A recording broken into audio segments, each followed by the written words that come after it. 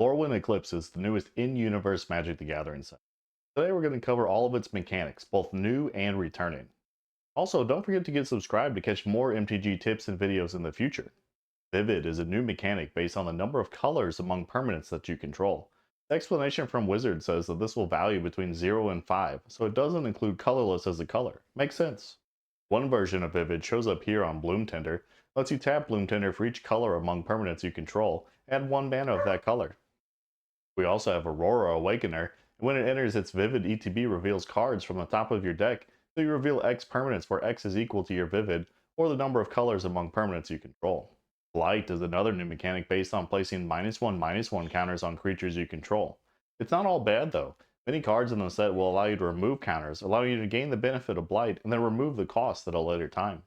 An example is Dawnhand Dissident. It lets you tap it to Blight and gain a reward, either Surveil or exiling a card with it. Then if you cast the cards you've exiled with it by removing 3 counters from creatures you control and paying its mana cost. High Perfect Morcant makes your opponent Blight and lets you proliferate to help those opposing creatures disappear. Changeling is a returning keyword that will grant your creature all types. It will help more creatures synergize with typo bonuses given by your other creatures, and even protect it from cards like Shoot the Sheriff by making them the outlaw types. Cards with Changeling have all types no matter where they are at during the game, in your hand, on the battlefield, exiled, or in the graveyard. Kindred is also returning for Lorwyn Eclipsed. This is a card type that is added to non-creature cards. Cards with this type also have the listed creature type. Not a shocking mechanic, but worth mentioning is that double-face cards of this set. They only have a mana cost on the front side, and can only be cast as the front. To see the back side, you have to complete the condition listed on the front side.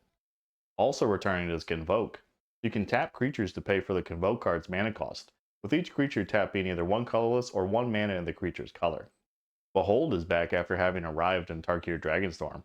Behold has you reveal a card from your hand based on the type of the card you're casting or the card's requirement. Tarkir was usually dragons. So far in Lorwyn Eclipse, the Behold cost is accompanied with either an Exile it, or the other Behold cards have Behold or pay 2 colorless. Evoke is in Lorwyn Eclipse with a cycle of dual color elementals. These elementals all have the option to pay their casting costs in the dual color pair for an extra benefit.